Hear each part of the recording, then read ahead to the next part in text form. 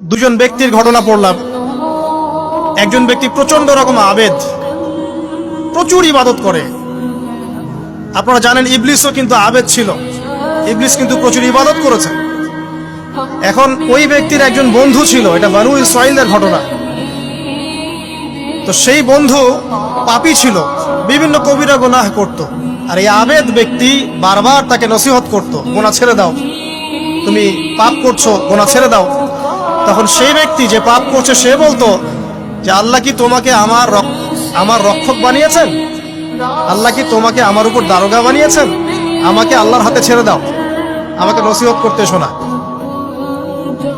একদিন এই আবেদ ব্যক্তি তার বন্ধুকে একটা জঘন্য পাপ করতে দেখলো, এমন একটা পাপ যেটা দেখে তার মনে ধারণা আসলো এটা চরম জঘন্য একটা কাজ। তখন সে মুখ ফসকে বলে ফেললো যে আল্লাহ তোকে আর মাফ করবে না, আল্লাহ তোকে জান্নাত দিবে না। আল্লাহ রাব্বুল আলামিন মালাকুল মউতকে এই দুজনের কাছে পাঠালেন, দুজনের রূহকে কবজ করা হলো।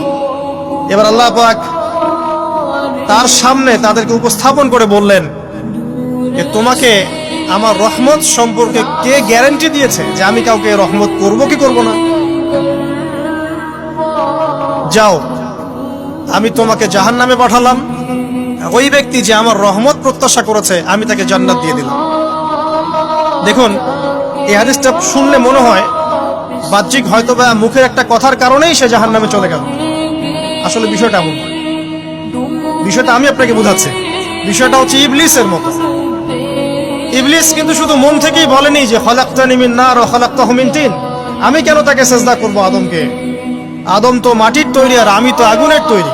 এটা ইবলিসের শুধু মৌখিক স্টেটমেন্ট ছিল না, কারণ কি ছিল? আবা ওয়াস্তাকবার, সে উদ্ধত হয়েছিল, অহংকার প্রদর্শন করেছিল। ভিতর থেকে ইন্টারনালি সে অহংকারী ছিল, সে আন্ডারএস্টিমেট করে কথাটা বলেছে, শুধু মৌখিকভাবে বলে নাই। কিন্তু ঠিক এই ব্যক্তির ঘটনা এমনই, সে মন থেকে অহংকারী হয়ে উঠেছিল, যদিও বা সে আবেদ ছিল।